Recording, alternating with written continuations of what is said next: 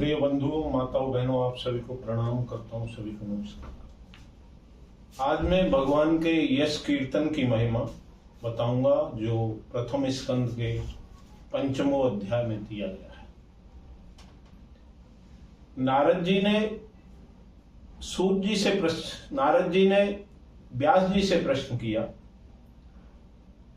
पराश्रयं महाभाग भवतः कश्चिदात्मना परितुष्यति शारीर आत्मा मानस एव वा। नारद जी ने प्रश्न किया, महाभाग व्यास जी, आपके शरीर एवं मन दोनों ही अपने कर्म एवं चिंतन से संतुष्ट हैं।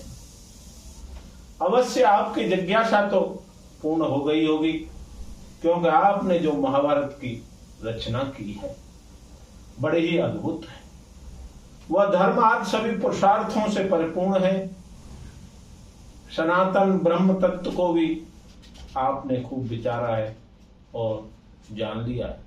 फिर भी प्रभु आप अकृतार्थ पुरुष की समान अपने मन में शोक क्यों कर रहे हैं? व्यास जी ने कहा, आपने मेरे विषय में जो कुछ कहा है वो बिल्कुल ठीक कहा है। ऐसा होने पर भी मेरा हृदय संतुष्ट नहीं है। पता नहीं इसका क्या कारण है। आप भगवान ब्रह्मा जी के मानस पुत्र हैं, इसलिए मैं आपसे ही इसका कारण पूछता हूँ। नारद जी, आप समस्त गोपनीय रहस्यों की जानते हैं, क्योंकि आपने उन प्राण पुरुष की उपासना की है जो प्रकृति एवं पुरुष दोनों के स्वामी हैं। भवतानुदिप्रायं यशो भगवतो अमलम येनो वासो न तुष्येत मन्ये तदर्शनम खिलम।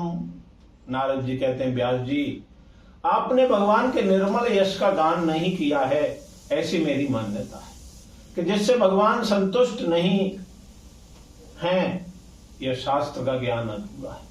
आपने धर्मार्थ पुरुषार्थों का जैसा निरूपण किया है, भगवान श्री कृष्ण की महिमा का वैसा निरूपण नहीं किया है।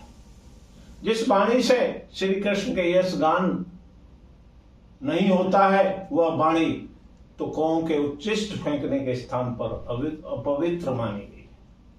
और जिस वाणी का प्रत्येक श्लोक भगवान के सुयश सूचक नामों से युक्त है, वह वाणी लोगों के सारे पापों का नाश कर देती है।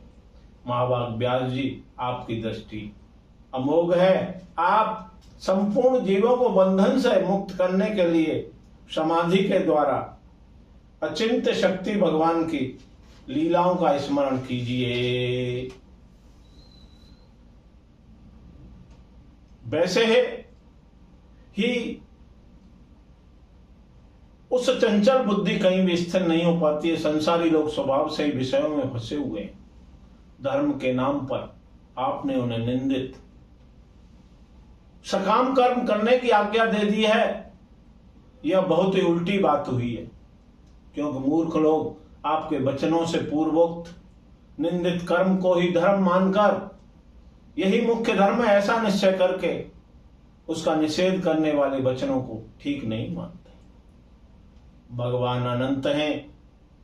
कोई विचारवान ज्ञानी पुरुष ही संसार की ओर से निवृत्त होकर उनके स्वरूप भूत परमानंद का अनुभव कर सकता है।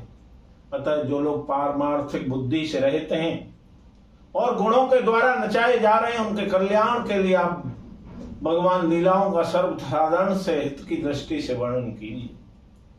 जो मनुष्य धर्म का परित्याग करके भगवान के चरण कमलों का भजन सेवन करता है, भजन परिपक्व हो जाने पर तो बात ही क्या है। यदि इससे पूर्व ही उसका भजन छूट जाए तो कहीं भी उसका कोई अमंगल हो सकता है।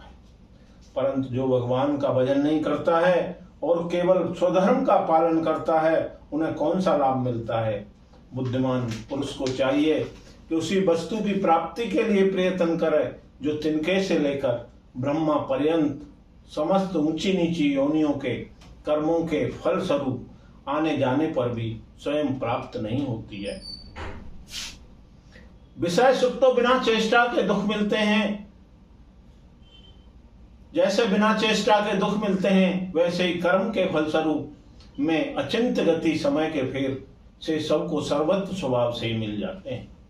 व्यास जी जो भगवान श्री कृष्ण के भक्त हैं, वह भजन करने वाले कर्मी मनुष्यों के समान देवात कभी बुरा भाव हो जाने पर भी जन्म मृत्यु संसार में नहीं आता है। वह भगवान के चरण कमलों का आलिंगन का स्मरण करके फिर उसे छोड़ना नहीं चाहता है।